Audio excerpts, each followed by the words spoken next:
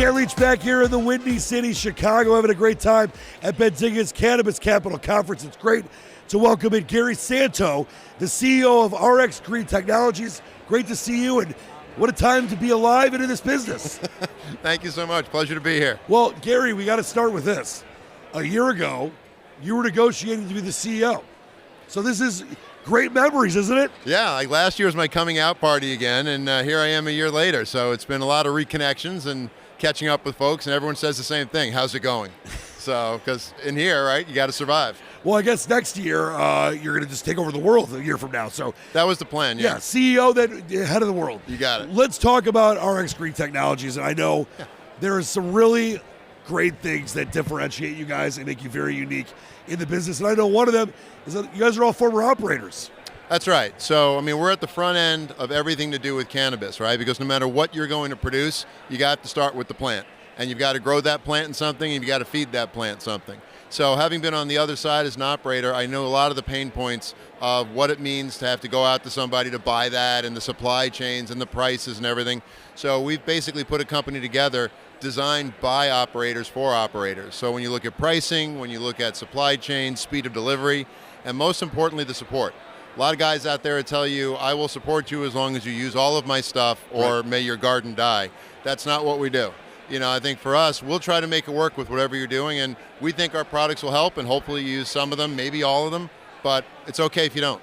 Well, and listen, Gary, it's not to disparage other people that did come from the operator space like you did, but to me that just really seems to lend a lot of credibility and just understanding about why you can really help people. Yeah, we're not transaction focused, and I think when we look for partners, and we sell direct, but we also use some distributors, we're always looking for distributors who want the same thing. They want to be partners with the cultivators and the growers out there. They're not just focused on the next sale. Right. That makes a world of difference, because the sales will come. If you're doing the right thing, the sales will come. You look at the business as a whole right now, and obviously we got an election coming up. We got people talking about, rescheduling. I mean, I understand all that stuff is a factor in everything that everyone does.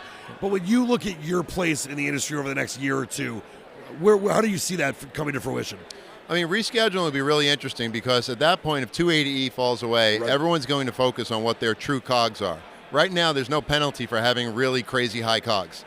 But when they start to look at that and figure out, what does it really cost me to grow a gram or to produce a milliliter of distillate, I think that's when companies like us will start to stand out. Because if we can help you, whether it's our pricing, how you manage your inventory, your demand planning, the support, if we can do any of those things to help you at that front end, it's got to trickle down on the back end in terms of the savings. You know, we have some of our customers trialing certain products, and they're saying, look, not only were you cheaper, but when we deployed it in the garden, I didn't need as much in the way of water or nutrients, so I saved money there, so it's been helping me every step of the way. Sure. So to me, I'm excited, because operators, I think, are finally starting to think like operators and act like operators. That's the way it's supposed to be in the first place, right? Exactly. Specifically to you in a very micro vision, you looking at 2025 for RX Green Technologies, 2026, what does that look like to you?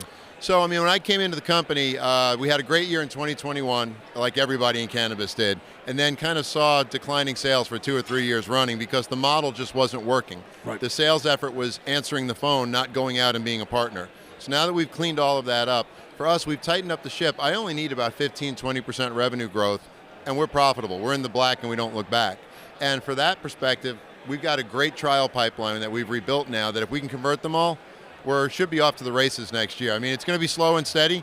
I know some investors love to see the hockey stick. Sure. That's only useful for hitting people with.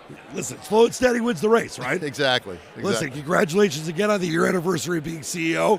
I can't wait to see what happens next year.